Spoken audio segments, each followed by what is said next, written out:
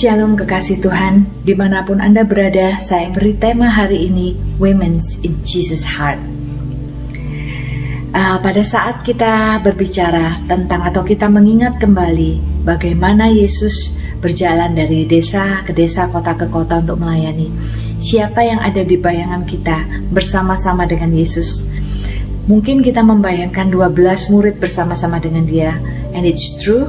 Mari kita lihat bersama di Lukas 8 ayat 1-3. Tidak lama sesudah itu, Yesus berjalan berkeliling dari kota ke kota dan dari desa ke desa memberitakan Injil Kerajaan Allah. Ke-12 muridnya bersama-sama dengan dia, dan juga beberapa orang perempuan yang telah disembuhkan dari roh-roh jahat atau berbagai penyakit, yaitu Maria yang disebut Maria Magdalena yang telah dibebaskan dari 7 roh jahat, Yohana istri Kusa, bendahara Herodes, Susana, dan banyak perempuan lain. Perempuan-perempuan ini melayani rombongan itu dengan kekayaan mereka.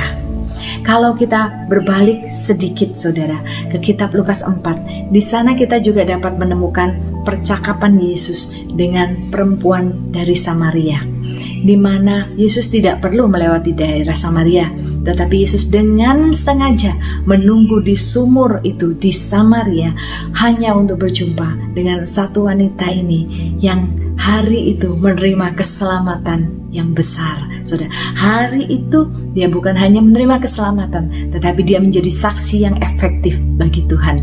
Saudara, ini sungguh suatu pelajaran yang luar biasa, di mana kita mengetahui pengumuman pertama tentang kebangkitan Yesus diterima oleh seorang wanita, dan pernyataan pertama mengenai siapa dirinya, yaitu dia adalah Mesias.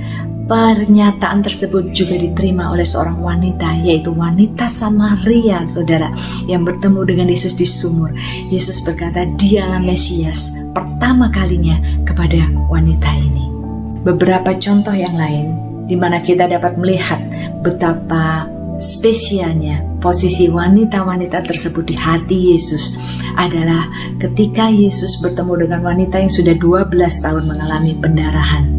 Pada saat itu saudara, wanita ini yang dianggap harus mengisolasi dirinya di dalam adat istiadat karena penyakitnya saudara, tetapi wanita ini menerima kesembuhan yang dia dapatkan secara sembunyi-sembunyi. Tetapi Tuhan tidak ingin hal tersebut tersembunyi. Tuhan menginginkan wanita ini tampil di hadapan orang yang demikian banyak. Bahkan Tuhan Yesus secara spesifik mendemonstrasikan iman wanita yang mengalami kesembuhan dari pendarahan ini.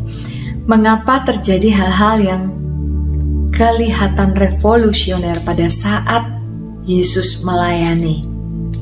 Kenapa banyak aturan-aturan yang kelihatannya sudah Tuhan lampaui demi wanita-wanita ini? Itu menunjukkan Tuhan menaruh mereka spesial di hatinya. Mari kita lihat dari kitab Kejadian 1 ayat ke-27, dari sejak permulaan penciptaan manusia. Alkitab mencatat, so God created mankind in His own image. In the image of God He created them. Male and female He created them.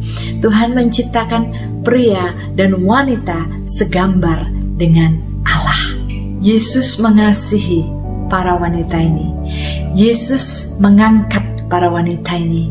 Yesus menghormati para wanita ini. Yesus memperlakukan mereka secara spesial. Pria dan wanita sama-sama berharga di mata Allah. Pria dan wanita adalah ciptaan yang diciptakan segambar dan serupa Allah. Dan sebaliknya, wanita-wanita ini telah menunjukkan kepada kita bahwa bagaimana mereka mengasihi Tuhan di dalam kehidupan mereka, bagaimana mereka setia pada setiap perjalanan Tuhan Yesus hingga pada kayu salib, dan mereka menerima kabar yang luar biasa pada hari kebangkitannya. Wanita-wanita ini memberikan yang terbaik yang bisa mereka berikan. Mereka menyertai Tuhan dan melayani Tuhan dengan segala yang mereka punya. Biarlah dari sini kita bisa belajar bahwa wanita sebagai ciptaan Tuhan yang diciptakan segambar dan serupa dengan Allah adalah ciptaan yang powerful dan penuh kuasa. Jadi kata penolong di sini bukan suatu kata-kata yang lemah, tetapi satu kata-kata yang menunjukkan betapa powerfulnya sang penolong tersebut, saudara. Wanita-wanita, betapa khususnya mereka, sama sebagaimana pria adalah spesial dan khusus dan penuh kuasa sebagai makhluk ciptaan Tuhan. Wanita dapat membawa pengaruh yang sangat luar biasa baik, tetapi wanita-wanita yang tidak ilahi juga dapat membawa pengaruh yang sangat buruk. Kita melihat contoh kehidupan Isabel, bagaimana dia menghancurkan kehidupan Raja Ahaz dan bangsa Israel. Kita melihat pengaruh dari istri-istri Salomo yang mempengaruhi orang yang mempunyai pengalaman yang dahsyat dengan Tuhan hingga menjauhkan hatinya dari Tuhan. Kita melihat pengaruh Delilah yang menghancurkan kehidupan orang yang diurapi Tuhan.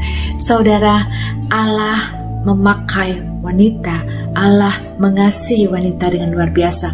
Dan bagaimana respon kita? Biarlah kita memilih apa yang baik dan melayaninya dengan segala yang mereka punya, dengan harta kekayaan mereka, dengan kemampuan mereka, dengan kasih mereka, dan mengambil bagian sebagaimana Allah menetapkan mereka di dalam pemberitaan Injil, dalam pemberitaan kabar baik, di dalam kesaksian bagi nama Tuhan. Tuhan Yesus memberkati saudara. Amin.